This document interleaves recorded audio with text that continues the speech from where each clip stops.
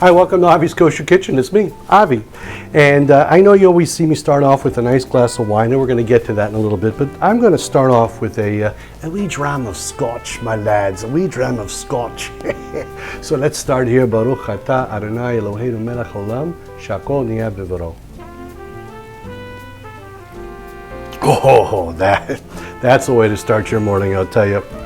And I'm going to get to that Scotch in just a minute. We're going to make a great accompaniment for a meat dish that is one of my favorite ways to serve a steak or roast. It even works on some poultry if you want to. We're going to make a balsamic wine reduction with shallots and a secret ingredient. See if you can figure it out. You may already have figured it out. So we're going to start here with some shallots. Now a shallot is basically like a small onion. It's in that family, okay?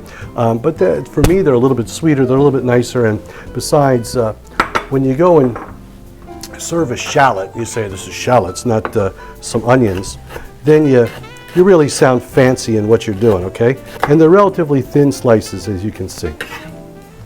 They go in. Now, we are all set to start. First, I'm going to pull my pan over here. I'm going to put this on, actually it's my burner, not my pan.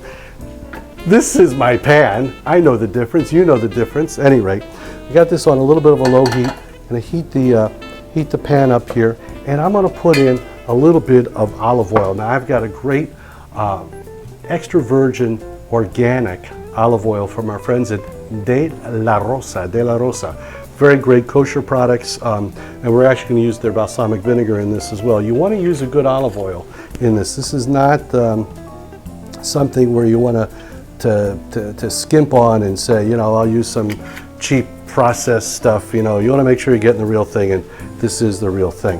Now, as this heats up, you can see the oil will start to get a little bit of a shimmy. We want to let the shallots sort of sweat it out, go a little bit slow. So I'm going to add them to the pan. Okay, you're not going to hear the sizzle at first because we've gone on low heat. Now, this is just going to stay in the pan, get nice and happy for a little while. You got to give this at least 5 or 10 minutes to just reduce, get soft. And as you do that, you want to just, you know, move them in the pan a little bit, let that oil get all around them, and that's it. So I'm going to take a quick 5-10 minute break, and when I come back, these will be ready for phase 2. But for you, it'll be just like that. Okay, so it's been about 7.5 minutes, about 10 minutes. At any rate, you can see that the shallots have reduced, softened, a little bit of color on them. Very, very nice. I'm going to just take a little pinch of salt, just up high, not a lot, just to kind of bring out a little bit of flavor in it. Okay, mix that around. Now, we're going to start to build the magic. I've got some nice balsamic vinegar, again from our friends at De La Rosa. Okay, beautiful Italian balsamic vinegar. Okay, and just sprinkle a little bit of this in here. Oh, I could smell the beautiful flavor and sweetness coming out of this. Now, remember I told you this is a balsamic wine and secret ingredient reduction. So I've got some wine here. This is courtesy of our friends over at kosherwine.com. This is a Novel Carrera wine, which is a blend of Cabernet Sauvignon and Barbera. Really, really nice, well-balanced wine. And you want to cook with good wine when you do this, because if you're using cheap wine, the stuff off the shelf in the grocery store and things like that, you're putting junk. You know, get something nice. Okay, so we're going to put a little bit of that in here. In fact, I can't resist. Baruch atah Adonai Eloheinu melech haolam, borei pri hagefen. Oh, that's nice. And now the secret ingredient, which is Scotch. A wee dram of Scotch into the sauce will bring out everything. Really, really nice way to kind of kick this up to the next level, okay?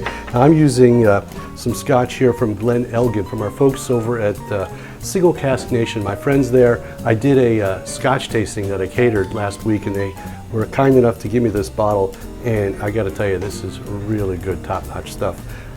And it's this is from Scotland, which all Scotch has to be from Scotland, but whiskey, which is sort of the American version of Scotch, if I can say that, or Canadian version, has some really, really great products. I tasted a single malt that they had from Seattle. It was fantastic. Anyway, we're gonna take a little bit of this, about like that. Leave a little bit for the chef, you know. And we're gonna just now let this get happy, okay? Now that alcohol in there should cook off. It's not gonna really flambe up, you know, maybe a little bit if you really pushed it, but you could smell the character coming out now. You taste a lot with your nose, so you can really taste that. Now, just to balance it out, we've got a lot of acidity in here, right? Sharpness of a shallot.